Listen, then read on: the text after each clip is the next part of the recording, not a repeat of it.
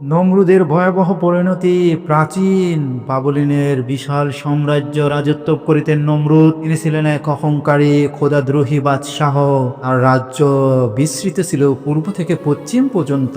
লক্ষ লক্ষ সৈন্য, অগণিত দাস দাসী, সোনার উপর ভরা খনচানি এবং উঁচু প্রাসাদ, সবকিছুতেই তার অধীনে। নমরুদ নিজেকে দেবতা বলে দাবি করিতেন। আর প্রজারা তাকে পূজা করিত, তার সামনে মাথা নোয়াত।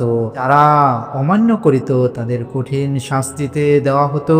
আর অহংকার এতটাই বেড়ে গিয়েছিল যে তিনি বলতেন, আমি এই পৃথিবীর একমাত্র প্রভু, জীবন ও মৃত্যু আমার হাতে। এমন এক সময় জন্মগ্রহণ করেছেন হযরত ইব্রাহিম আলাইহিসসালাম। আর পিতা আজর ছিলেন নমরুদের দরবারে একজন বিশ্বস্ত মূর্তি নির্মাতা। কিন্তু ইব্রাহিম আলাইহিসসালাম ছোটবেলা থেকে এক আল্লাহর প্রতি বিশ্বাসী ছিলেন। তিনি দেখতেন লোকেরা পাথরে মূর্তি পূজা করে, সূর্য চন্দ্র তারাকে দেবতা মানে। তার হৃদয় জাগ্রত হলো তাওহীদের আলো। তিনি প্রকাশ্য বলতে শুরু করিলেন, একমাত্র আল্লাহই প্রভু, যিনি সবকিছু সৃষ্টি করেছেন। মূর্তি তো তোমাদেরই তৈরি, তারা কিভাবে তোমাদের রক্ষা করিবে? একদিন উৎসবের দিন যখন সবাই মন্দিরে গেল, ইব্রাহিম আলাইসাল্লাম গোপনে মন্দিরে প্রবেশ করিলেন। সেখানে ছিল অসংখ্য মূর্তি। তিনি একটি বড় কুড়াল দিয়ে সব মূর্তি ভেঙে ফেললেন, কিন্তু সবচেয়ে বড় মূর্তিটি রেখে তার গলায় কুড়াল ঝুলিয়ে দিলেন। লোকেরা ফিরে এসে দেখে মূর্তিগুলো ভাঙ্গা। তারা চিৎকার করে উঠল, এ করেছে এই কাজ। কেউ কেউ বলল, ইব্রাহিমের নামে এক যুবক মূর্তির বিরুদ্ধে কথা বলে। ইব্রাহিম আলাইসাল্লামকে ধরে নমরুদের দরবারে নিয়ে আসো। নমরুদ সিংহাসনে বসে অহংকারী কণ্ঠে জিজ্ঞাসা করলেন, হে ইব্রাহিম, তুমি কি আমার দেবতাদের ভেঙ্গেছ? ইব্রাহিম আলাইসাল্লাম নির্ভয়ে বলিলেন, হ্যাঁ আমি ভেঙ্গেছি, কিন্তু ওই বড় মূর্তিটি তো ভাঙ্গি নাই। তাকে জিজ্ঞাসা করো কে ভাঙছে, যদি সে কথা বলতে পারে। নমরুদের দরবার হাসতে লাগিল, কিন্তু নমরুদের মুখ লাল হয়ে গেল। তিনি বুঝলেন ইব্রাহিমের যুক্তির কাছে তারা পরাজিত, কিন্তু অহংকার তাকে ছাড়ল না। তিনি বললেন, আমার প্রভুকে, যার জন্য তুমি আমার দেবতাদের অপমান করো। ইব্রাহিম আলাইসাল্লাম বলেন, আমার প্রভু তিনি যিনি জীবন দান করে এবং মৃত্যু ঘটান। নমরুদ হেসে উঠলেন, আমি তো জীবন মৃত্যুর মালিক। দেখো। তিনি দুজন বন্ধুকে ডেকে আনলেন। একজনকে মৃত্যুদণ্ড দিয়ে মারলেন, অন্যজনকে ক্ষমা করে ছেড়ে দিলেন। দেখলেন, আমি একজনকে মারলাম, অন্যজনকে বাঁচালাম। ইব্রাহিম আলাইসাল্লাম শান্ত কণ্ঠে বলিলেন, আচ্ছা, আমার প্রভু প্রতিদিন সূর্যকে পূর্ব দিক থেকে উদিত করেন। তুমি যদি প্রভু হও তাহলে সূর্যকে পশ্চিম দিক থেকে উদিত করে দেখাও। নমরুদ নির্বাক হয়ে গেলেন, তার মুখ আকাশে। দরবারে নিস্তব্ধতা নেমে এলো। তিনি কোনো উত্তর দিতেই পারলেন না। অহংকারী বাদশাহ পরাজিত হলেন এক সাধারণ যুবকের যুক্তির কাছে। ক্রোধে অন্ধ হয়ে তিনি চিৎকার করে উঠলেন, ওই বিদ্রোহীকে আগুনে পুড়িয়ে মারো। বিশাল অগ্নিকুণ্ডে তৈরি হলো। কয়েকদিন ধরে আগুন জ্বালানো হলো। ঠিক আকাশ ছুঁয়ে ফেললো। ইব্রাহিম আলাইসাল্লামকে বেঁধে মঞ্চে থেকে আগুন নিক্ষেপ করা হলো, কিন্তু আল্লাহর হুকুমে আগুন ঠান্ডা হয়ে গেল। ইব্রাহিম আলাইসাল্লাম অক্ষত অবস্থায় বেরিয়ে এলেন। লোকেরা অবাক হয়ে দেখলো, এ অলৌকিক ঘটনা অনেক ঈমান এনে ফেললো। নমরুদের অহংকার আরো বেড়ে গেল। তিনি ঘোষণা করলেন, আমি আল্লাহর সঙ্গে যুদ্ধ করিব। তিনি বিশাল সেনাবাহিনী নিয়ে ময়দানে নামলেন। আকাশের দিকে তাকিয়ে চিৎকার করিলেন, হে ইব্রাহিমের প্রভু, নেমে এসো, যুদ্ধ করো আমার সঙ্গে। আল্লাহ তাআলা হেসে উঠলেন। তিনি এক জাক মশা পাঠালেন, ক্ষুদ্র দুর্বল মশা, যাদের কোনো অস্ত্রই নেই, কিন্তু আল্লাহর হুকুমে মশার নমরুদের সেনাবাহিনীর উপর ঝাঁপিয়ে পড়িল। মশার সৈন্যদের নাকে কানে মুখে প্রবেশ করিল। তারা মস্তিষ্কে গিয়ে ধ্বংসন করিতে লাগিল। সৈন্যরা যন্ত্রণায় ছটফট করিতে লাগলো। লক্ষ লক্ষ সেনা মারা গেল। যারা বেঁচে রইল তারা পালিয়ে গেল। নমরুদের ভয়ে প্রাসাদে পালিয়ে গেলেন, কিন্তু একটি ল্যাংড়া দুর্বল মশা তাকে তাড়া করিল। মশাটি তার নাক দিয়ে বস্তিকে প্রবেশ করিল এবং দংশন শুরু করিল। নমরুদ যন্ত্রণায় পাগল হয়ে উঠলেন। তিনি চিৎকার করিতে লাগলেন, আমার মাথায় কি যন্ত্রণা দাসরা! আর মাথায় হাতুড়ি দিয়ে আঘাত করিতে লাগিল, যাতে যন্ত্রণা কমে। কিন্তু যত আঘাত করা হতো, মশা তত জোরে কামড়াতো।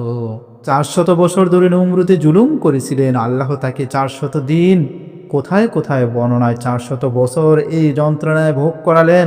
অবশেষে এক প্রচণ্ড আঘাতে তার মাথা ফেটে গেল। এই ক্ষুদ্র মশার কামড়ে মারা গেলেন পৃথিবীর মহা শক্তিধর বাদশাহ নমরুদ। আর বিশাল সাম্রাজ্য ধ্বংস হয়ে গেল। প্রাসাদগুলো ধুলোয় মিশে গেল। লোকেরা বুঝলো অহংকারের পরিণতি কত ভয়াবহ। হে আল্লাহকে অস্বীকার করে তার শেষ এমনই হয়। অহংকার মানুষকে ধ্বংস করে, আল্লাহর ক্ষমতার কাছে কোনো শক্তি টিকতে পারিবে না। একটি ক্ষুদ্র মশাও যদি আল্লাহর হুকুমে আসে। প্রাচীন মিশরের নীল নদের তীরে বিস্তৃত এক বিশাল সাম্রাজ্য। সোনালি পিরামিডগুলো আকাশে ছুঁয়ে দাঁড়িয়ে আছে যেন দেবতার সিঁড়ি। এই সাম্রাজ্যের শাসক ছিলেন ফেরাউন। তিনি নিজেকে দেবতা বলে দাবি করিতেন। আমি সর্বোচ্চ, আমি অমর, এই কথা প্রতিদিন তার দরবারে গুচ্ছরিত হতো। তার প্রাসাদ ছিল সোনার উপর সমহার, দাস দাসীদের ভিড়ে ভরা, কিন্তু তার হৃদয়ে ছিল অহংকারের আগুন যা সবকিছু পুড়িয়ে ছাই করে দিতে প্রস্তুত। ফেরাউনের রাজত্ব বনি ইসরায়েলের নামক এক সম্প্রদায় বাস করিত। তার ছিল কঠোর পরিশ্রমী, কিন্তু ফেরাউন তাদের দাস বানিয়ে রেখেছিল। পিরামিড নির্মাণ, শহর গড়ে তোলা, সব কাজে তাদের জোর করে খাটানো হতো। ফেরাউনের ভয় ছিল এই সম্প্রদায় বেড়ে গেলে তার সিংহাসন দখল করবে। একদিন তার স্বপ্নে দেখা গেল একটি আগুন এসে তার রাজ্য পুড়িয়ে দিচ্ছে। জ্যোতিষীরা বললেন বনি ইসরায়েলের মধ্যে একটি ছেলে জন্মাবে যে আপনার পতন ঘটাবে। এই কথা শুনে ফেরাউন রাগে চোখ লাল হয়ে উঠিল। তিনি আদেশ দিলেন, সব নবজাতক ছেলে শিশুকে হত্যা করো, মেয়েদের বাঁচিয়ে রাখো, তারা দাস হবে। এই নির্মম আদেশ মিশর জুড়ে কান্নার রুল পড়ে গেল। বনি ইসরায়েল ঘরে ঘরে শোক, কিন্তু আল্লাহর ইচ্ছা অন্যরকম ছিল। একটি পরিবারে একটি ছেলে জন্মালো। তার মা ভয়ে কাঁপিছিলেন। আল্লাহর প্রত্যাদেশে পেয়ে তিনি শিশুটিকে একটি ঝুড়িতে করে নীল নদে ভাসিয়ে দিলেন। হে আল্লাহ, তুমি তার রক্ষক হও। ঝুড়িটি নদীর স্রোতে ভেসে চলল। অবশেষে ফেরাউন প্রাসাদের কাছে এসে থামল। ফেরাউনের স্ত্রী আসিয়া নদীর তীরে হাঁটিছিলেন। তিনি ঝুড়ি দেখে তুল নিলেন। ভিতরে একটি সুন্দর শিশু। তার হৃদয় গলে গেল। এক আমরা পালন করব বললেন তিনি ফেরাউনকে। ফেরাউন রাজি হলেন, কারণ তিনি ভাবলেন এটি তার নিজের সন্তানের মতো হবে। শিশুটির নাম রাখা হলো মুসা। মুসা ফেরাউন প্রাসাদে বড় হতে লাগলেন। তিনি রাজকীয় শিক্ষা পেলেন, ঘোড়ার চড়া, তলোয়ার চালানো শিখালেন, কিন্তু তার হৃদয় ছিল বনি ইসরায়েলের প্রতি সহানুভূতি। একদিন তিনি দেখিলেন এক মিশরীয় সৈন্য এক ইসরায়েলকে মারছে। আগে মুসা সৈন্যকে আঘাত করিলেন, সে মারা গেল। এই খবর ফেরাউন কানে গেল। তিনি মুসাকে হত্যার আদেশ দিলেন। মুসা পালিয়ে মিদিয়ন দেশে চলে গেলেন। সেখানে তিনি এক কূপের ধারে বসেছিলেন। দুটি মেয়ে ভেড়া নিয়ে এসেছে, কিন্তু অন্য পুরুষেরা তাদের জল দিতে দিচ্ছে না। মুসা সাহায্য করলেন। মেয়েদের বাবা ওয়াইফ আলাইসাল্লাম মুসাকে তার ঘরে ডেকে নিলেন। মুসা তার এক মেয়েকে বিয়ে করিলেন এবং অনেক বছর পর সেখানে কাটালেন। একদিন মুসা পর্বতে ভেড়া চালাচ্ছিলেন। হঠাৎ একটি ঝোপে আগুন জ্বলতে দেখলেন। কাছে গিয়ে দেখেন আগুন নেই, কিন্তু একটি অলৌকিক ঝোপ থেকে আওয়াজ আসছে, হে মুসা, আমি আল্লাহ তোমার প্রভু, তোমার লাঠি ফেলো। মুসা লাঠি ফেললেন, সেটি সাপ হয়ে গেল। আবার হাতে বগলে ঢোকালেন, বের করতে সাদা উজ্জ্বল। আল্লাহর বললেন ফেরাউনের কাছে যাও, তাকে বলা বনি ইসরায়েলকে মুক্তি দাও, আমি একমাত্র আল্লাহ। মুসার ভয় পেলেন, আমি তো তোতলা। আল্লাহ বলেন তোমার ভাই হারুনকে সাহায্যকারী করব। মুসা ও হারুন ফেরাউনের দরবারে গেলেন। ফেরাউন সিংহাসনে বসে অহংকারে ফুলিছেন। মুসা বলিলেন, হে ফেরাউন, আল্লাহর পক্ষ থেকে এসেছি, বনি ইসরায়েলকে ছেড়ে দাও। ফেরাউন হাসলেন, কে ওই আল্লাহ? আমি তো দেবতা, তুমি কে?